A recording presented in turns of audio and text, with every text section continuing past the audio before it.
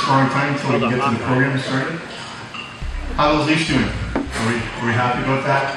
I know anti-Habs fans are happy, but I'm a Habs fan, I have to declare, but it's been a rough go for all of us, I think, in Canada. Anyways, I wanted to start with indicating or talking about, did you see the hit on Jay Happ 2 days ago in baseball? Did you see that hit last night on Fraser? Yeah, Fraser's out of the hospital. He has a split head or orbital bones been cracked. He's in surgery. He came out okay. Happ, if you can believe it, he's walking around doing just fine. I'm going to address that in a bit. I want to start tonight by saying one word or one sentence to you. When in doubt, sit the kid out. I want you to remember that throughout this whole speech. I thought about how I would start tonight. How about an icebreaker? I hate those. A joke, I'm not that funny. Perhaps a story about Sidney Crosby as we're here at a Sports Hall of Fame dinner. Junior Seau or Eric Lindros. But when I think about what I want to leave with you and what I'll accomplish tonight, is to have the kids and athletes that you coach and administer benefit from this speech. And again, when in doubt, have the kids sit out. I'm here today because brain injuries has become a hot topic in the sporting world today. I'm able to speak somewhat intelligently about brain injuries because of my profession in the field. But let me be clear, what enabled all this to happen is from the gift of sport that I received. Doug was kind enough to give a little introduction. I just want to indicate, I won't be able to sufficiently, how important sport was to me. And because of it, I say I'm able to stand here today. It got me to university. It did a lot of things for me. So I appreciate, Doug, the opportunity to speak with you tonight. I'm able to speak about the two things I'm passionate about, sports and my profession in acquired brain injury. Again, thanks to Doug, to the Rotary, and if you could just take this quick moment to, I'd like to applaud the inductees for this evening. I admit I don't know who you are. I just got here, I apologize. But I can imagine the great works and deeds you've done for this community, and any efforts that we can make to make this place better should be well recognized. So congratulations to everyone here tonight. So we're just starting. The topic of brain injury and how to deal with it is an involved endeavor. It takes years or a lifetime to figure out how to deal with it and to address it effectively.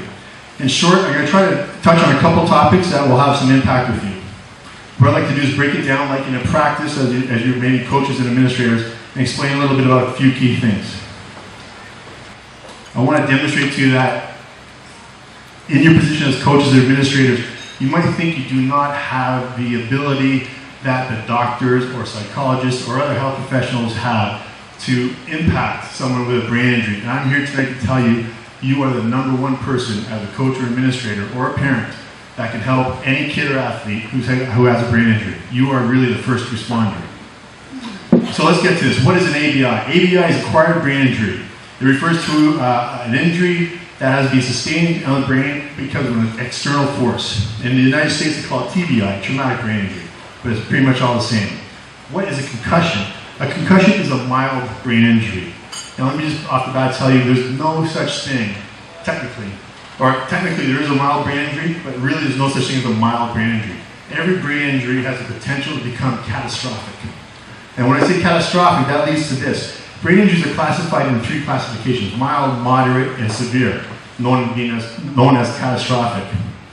How do these injuries differ? Well, the key point to mild ABI, or concussion, as you will frequently see in sport, is that mild ABI frequently goes undiagnosed. It's an invisible injury. A mild ABI and how it manifests is often attributed to things like character, attitude, social, psychological disposition. When you see someone that looks normal and they're not functioning properly, you might think that they're just lazy, that they're depressed or disinterested in what they're doing. You'll see a lot of this with the youth. And sometimes it's actually misdiagnosed. Sometimes doctors will think it's OCD, PTSD, borderline personality disorder, etc., etc. And in schools, teachers often might just think, well, he just can't handle the new material. And sometimes parents will say, you know what, he just lost his girlfriend, or she just lost her boyfriend. He's just going to have to get through it. And let me say that these are the things that impact the athletes and kids dramatically. You can't get rid of a brain injury. It's forever with you. You're forever changed. And this should get your attention as an administrator and a coach.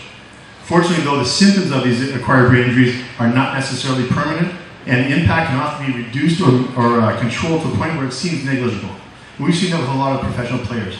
Some lose their careers, some continue to go on. Look at Sidney Crosby these days. He is lighting it up, and yet just a year ago, we didn't know what's going to happen with him.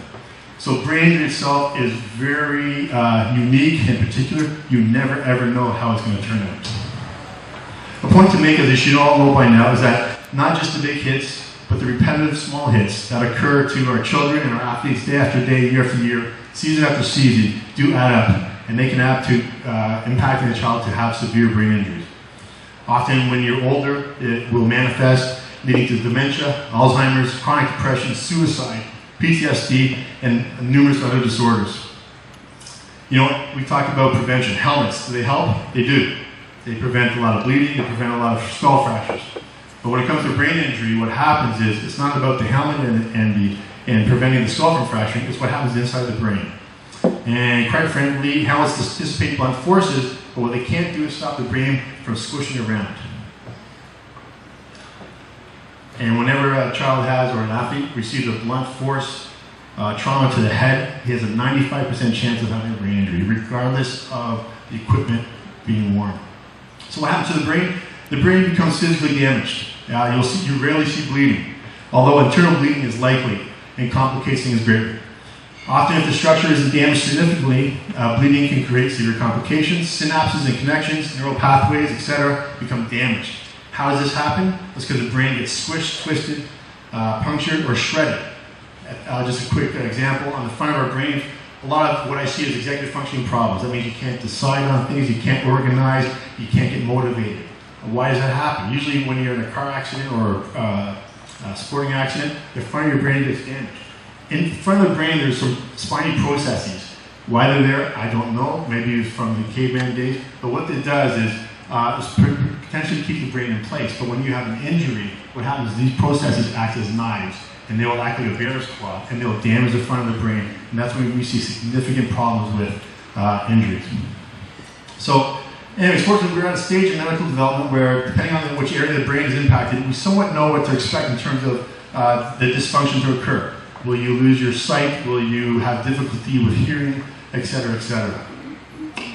Insofar, this allows us to get a handle on how to treat a victim for the long term, but we still don't know exactly what the outcomes will be until the victim expresses themselves over a period of a long time. That could be anywhere from 2 weeks to 4 years to 10 years. Brain injury can have an impact for that long. So what does brain injury look like? The key here is that, again, like I said, it's an invisible condition. Even family members, coaches that know about a sports accident seem to not get that. You should know that only 10% of ABI victims lose consciousness. We should not equate brain injury only with coma or being knocked out. Brain injury could look like just you and me. Anyone here in this room could have brain injury. Also, you can look like you are a drug addict, though. You can look like you're drunk, you can look like you're hungover. To teenagers, they'll often describe it as their friends looking like not cool, goofy, just plain different or weird. But to be clear, it's impossible, again, to predict the outcome of an injury. And I just want you to make this salient point. Understand when kids get injured, we're talking like 10 years old and younger, they require twice as much time to recover from brain injury than would a teenager. And they require 5 times as much time as an adult.